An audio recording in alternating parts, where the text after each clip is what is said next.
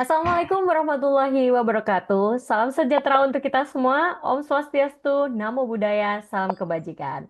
Halo teman-teman Sivitas Akademika. Selamat datang di podcast kita hari ini. Perkenalkan kami peserta Latsar Gelombang 3 Angkatan 8, Kelompok 4, Kementerian Pendidikan Tinggi, Sains dan Teknologi. Bersama saya Endas Karpalupi, kali ini saya ditemani oleh para rekan sejawat saya kembali, yaitu ada Pak Asep. Halo Pak Asep. Kemudian Halo, ada Pak Burhan, halo Pak Burhan. halo, Kemudian ada Pak Aji, halo Pak Aji. Dan halo. terakhir teman saya yang paling cewek sendiri nih, ada Bu Iza. Halo Bu Iza. Oke, kali ini kita akan ngobrol santai nih mengenai kesiapsiagaan bela negara di lingkungan akademik. Tapi kita ngobrolnya dengan santai ya Bapak Ibu ya. Santai tapi serius begitu Bapak Ibu. Jadi gini Bapak Ibu, menurut Kementerian Pertahanan Republik Indonesia, bela negara adalah sikap dan perilaku warga negara yang dijiwai oleh kecintaan kepada NKRI. Seringkali nih orang mikir tuh bela negara itu soal militer, militer dan militer. Kita bela negara militer, pasti begitu ya Bapak Ibu. Nah, tapi kan kita posisi saat ini adalah dosen CPNS nih, Bapak Ibu. Nah, gimana sih seharusnya kita memaknai bela negara ini di wilayah kampus? Nah, apakah kita benar-benar nih sudah siap bela negara itu sendiri? Nah, mungkin saya akan mulai diskusi dulu dari Pak Burhan, Pak Burhan. Bagaimana menurut Anda, Pak Burhan? Ya, baik. Menurut saya itu seringkali bela negara itu dipahami hanya dalam bentuk konteks militer. Padahal di lingkungan kampus bentuknya berbeda ya. Bela negara dapat diwujudkan melalui integritas akademik, mendidik mahasiswa yang berkarakter serta menghindari praktik plagiarisme dan korupsi akademik. Nah, ketika dosen itu dan teknik menjaga atau menjunjung tinggi kejujuran ilmiah, transparansi, dan tanggung jawab, maka kita sedang menjaga marwah institusi sekaligus menjaga kepercayaan masyarakat terhadap negara. Nah, khususnya di instansi saya atau di Politeknik Negeri Bengkalis, kami menerapkan budaya kerja yang berlandaskan nilai ASN yang berakhlak, memperkuat sistem pengawasan akademik, serta mendorong penggunaan aplikasi anti plagiarisme dalam setiap eh, karya ilmiah mahasiswa yang dibuat. Kemudian pendidikan karakter dan wawasan kebangsaan juga terintegrasi dalam proses pembelajaran vokasi. Karena di kampus Politeknik itu termasuk kampus vokasi ya.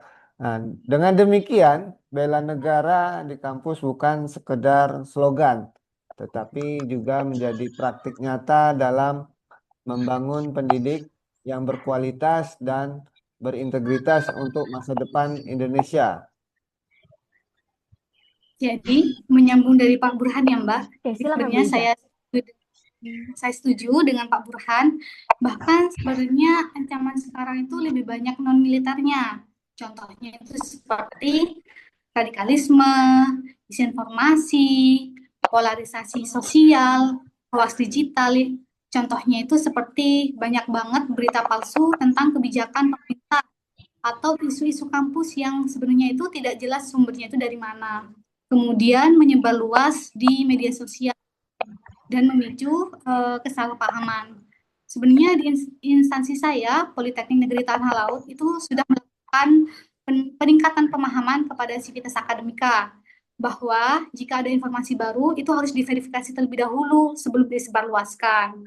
Kalau dosen itu tidak siap untuk literasi digital dan wawasan kebangsaan, itu sebenarnya kampus itu mudah banget untuk terdampak. Oke, berarti sudah ada semacam filternya gitu ya, Bu ya. Di Pak Burhan juga sudah ada seperti itu nggak, Pak ya? Juga ada filter verifikasi seperti itu juga ya, Pak? Sudah ada, Bu, di Oh, Politeknik khusus. oke, oke. Terima kasih Bu Iza, Pak Burhan. Oke, sekarang kita coba ya, kita lihat dari sisi kekuatan dulu nih. Nah, kira-kira nih, apa kekuatan ASN di kampus dalam bela negara? Nah, saya ingin tahu nih pendapat dari Pak Asep. Bagaimana Pak Asep menurut Anda? Baik, terima kasih. Ya, tentu berkaitan dengan kedudukan kita sebagai pengajar ya. Eh, menurut saya kita sebenarnya memiliki posisi yang sangat strategis sebagai pembentuk generasi muda gitu ya.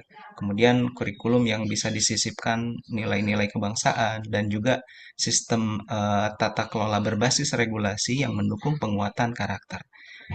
Di ranah kurikuler, misalnya dalam pendidikan Pancasila, kami menerapkan model studi kasus dengan mengangkat isu intoleransi dan radikalisme. Gitu ya. Lalu mahasiswa diajak mencari solusi konstitusional berbasis nilai Pancasila. Kemudian dalam pendidikan kewarganegaraan, kami menggunakan model project based learning di mana mahasiswa mengkaji isu-isu sosial dan merancang bentuk resolusinya secara nyata gitu ya. Kemudian sementara itu pada aspek kokurikuler tentu kami rutin juga mengadakan dialog lintas budaya dan agama, memberikan pelatihan deteksi dini paham radikal serta mendukung UMKM budaya daerah sebagai ruang penguat identitas kebangsaan. Jadi secara struktural dan program dan instrumennya sudah ada. Dalam hal ini katakanlah tantangannya adalah bagaimana memastikan semua itu berjalan konsisten dan benar-benar menjadi budaya akademik.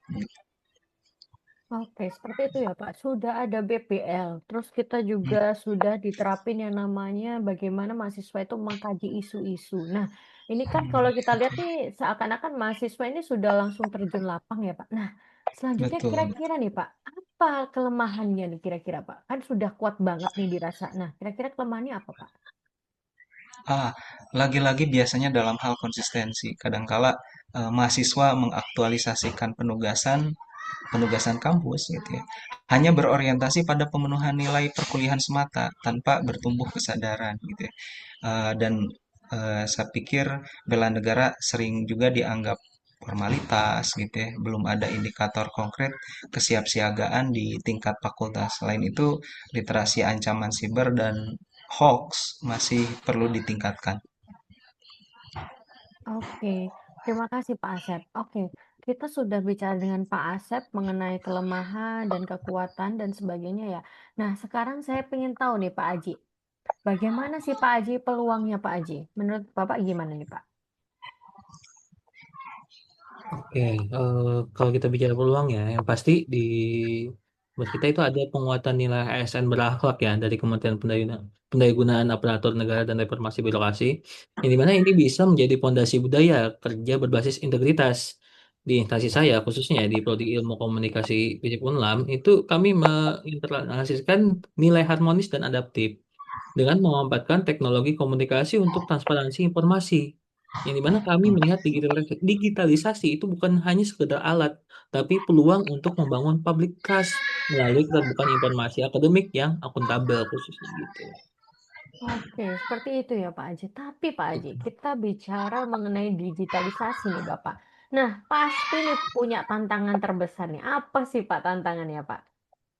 Oh ya, tantangan terbesarnya dalam masalah digitalisasi itu yang utama adalah radikalisme dan disinformasi, terutama di kalangan muda ya, kalangan generasi muda. Kita sering melihat ya kan fenomena ini terjadi di media sosial yang mana kalangan generasi muda itu tidak lepas dari namanya sosial media.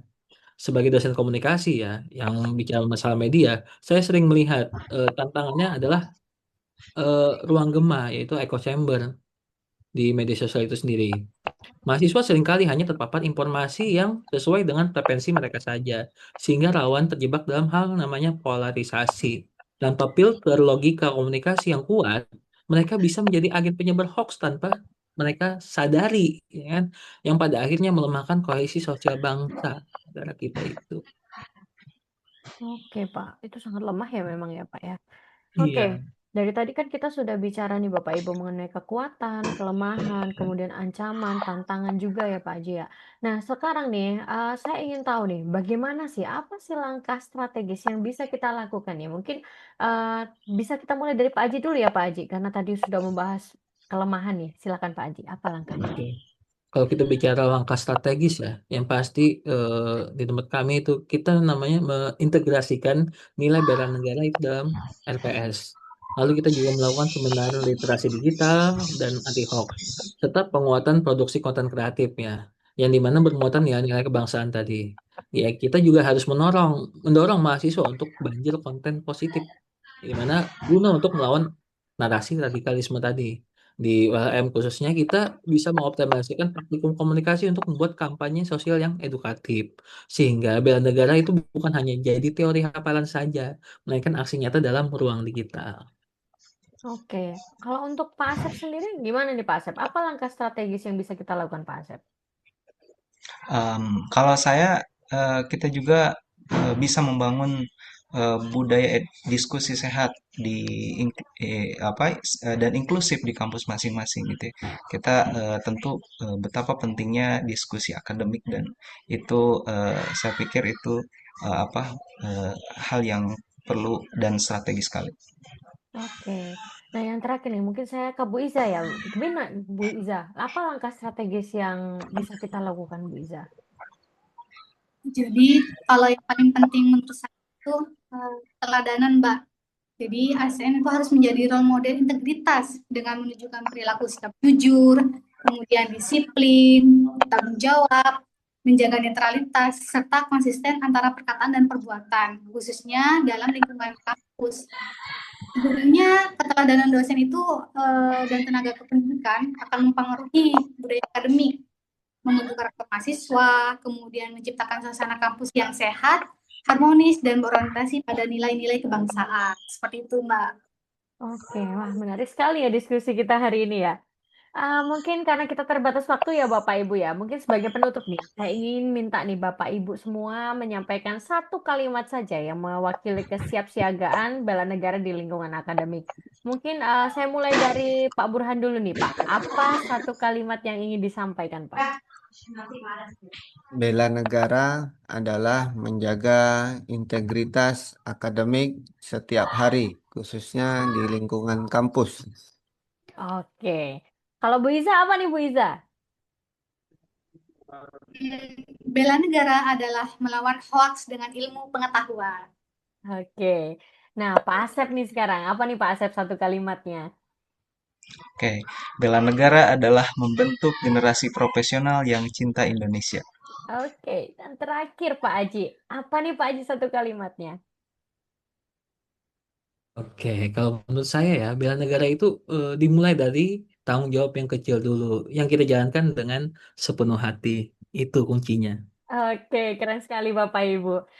Terima kasih ya untuk Pak Burhan, Pak Asep, Bu Iza, dan Pak Haji telah menyempatkan waktu untuk berdiskusi di podcast kali ini ya. Sangat menarik lah intinya kita bahas masalah bela negara ini. Nah, semoga diskusi ini menguatkan kesiapsiagaan kita sebagai ASN. Demikianlah podcast kami hari ini. Terima kasih atas perhatian Anda dan kebersamaan Anda. Wassalamualaikum warahmatullahi wabarakatuh. Salam sejahtera untuk kita semua. Om Santi Santi Santi Om. Namo Buddhaya, salam kebajikan, salam bela negara. Terima kasih Bapak Ibu semuanya.